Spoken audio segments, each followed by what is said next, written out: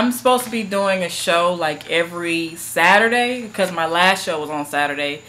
My introduction was on Saturday, but I just felt pressed upon my heart because I see a lot of posts on Instagram and Facebook and things like that from women that I'm following or family or friends and stuff like that, and they're saying like, like it's like, if a man don't do this, or if a man don't do that, or a man should treat you like this, or a man should treat you like that, or just different things. So I was just pressed upon my heart to write something just for the women, and it says, "Woman, what's your value?" And basically it's about, for a lack of a better term, get some standards with yourself. And I don't mean to say it like that, but when you post something so much, so much of it is a one particular person that I see on Instagram, and it's like they're constantly posting about relationships and things like that, and to me it's a cry for help. If you're not faded by it, or like that song, "It Ain't Nothing to Cut Nobody Off," then my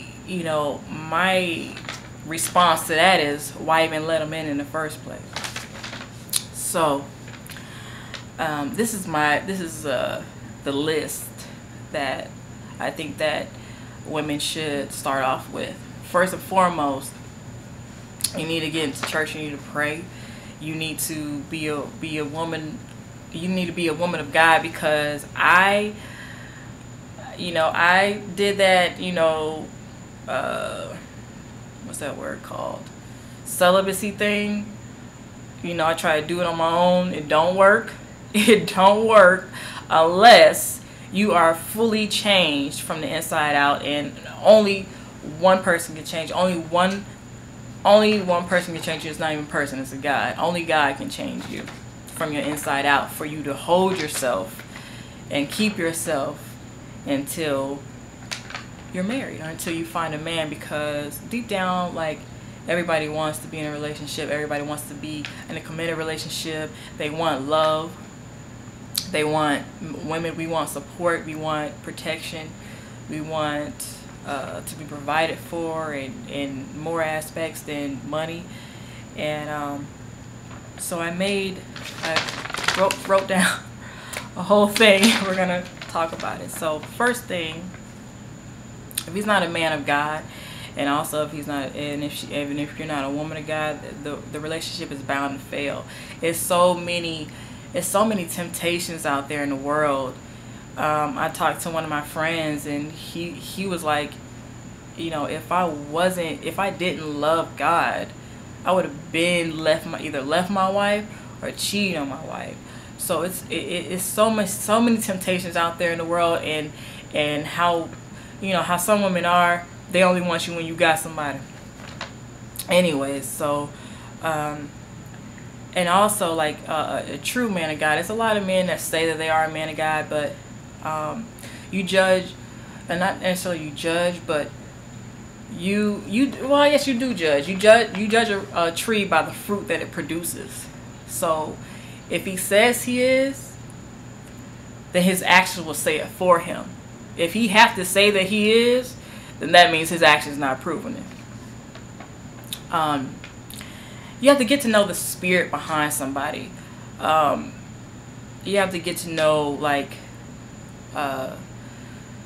what they went through, what's their deepest, darkest fears, what's in a man's heart. The Bible says the heart is deceitfully wicked.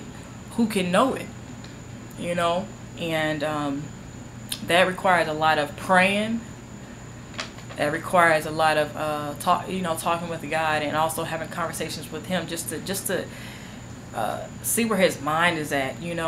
And the more they talk, the more somebody talks, the more type of person you realize who they are, and also their actions as well. Set your standards high. and don't fall because of a pretty face. And also, you know, like check, like, okay, of course, you know, physical attraction is the first thing we look at. Otherwise, we won't even let him talk to us if he wasn't attractive. You know, is he the person that he claims to be? Does he, you know, what's his credit like? What's his upbringing?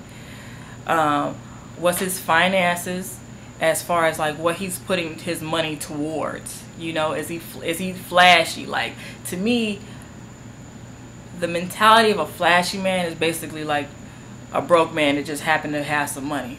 You know, if you have, you know, $500 shoes and $300 belt, but you still living at your mama's house, like, you know what I mean? That means you have that broke mentality. Like, get you some credit, get you a business, get you some investments, get you something to pass down to your children. That also says that in the Bible too. Their mentality, which is also like their spirit, also their upbringing. What kind of music they listen to all the time, what kind of people they hang around, and what are they, you know, what kind of friends he hang around, what are they like, you know, because music do influence you. It does.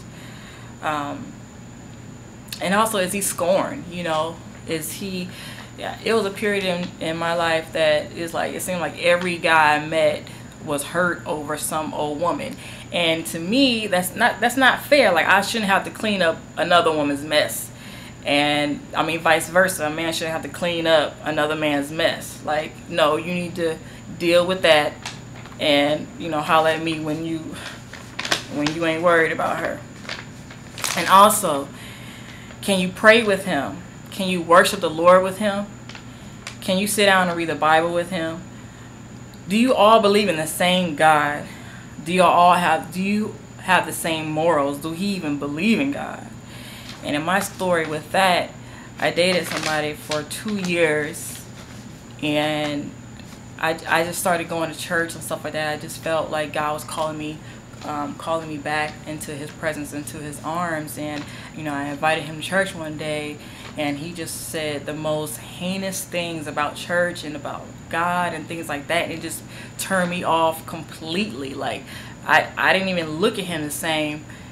But for those 2 years, God never even came up in our conversation. The Lord never even came up in the conversation, which furthermore tells you that I was not in it for the right reasons. Also, if you can't worship the same place, talk about God, that's unequally yoked. You know, like a Christian can't date a Muslim, and a Catholic can't date a Pentecostal. You know, I need to be able to worship God with you. I can't be a Christian and you be an atheist. You know what I mean? Because life happens, and when life happens to me, I'm gonna get on my knees. I'm gonna pray to Jesus Christ. I'm gonna need you to be on your knees and pray with me. You know, it's strength. You know, the joy of the Lord is our strength. And for us to be strong together, we have to pray together. We have to be in the same church together. Is he selfish, and is he placing your decisions before his? Is he thinking about, you know, like when people say, well, I'm gonna do what I want to do. Okay, well, if you want to do what you want to do, then that requires you to be single. So if you want to do some single stuff, do it singly.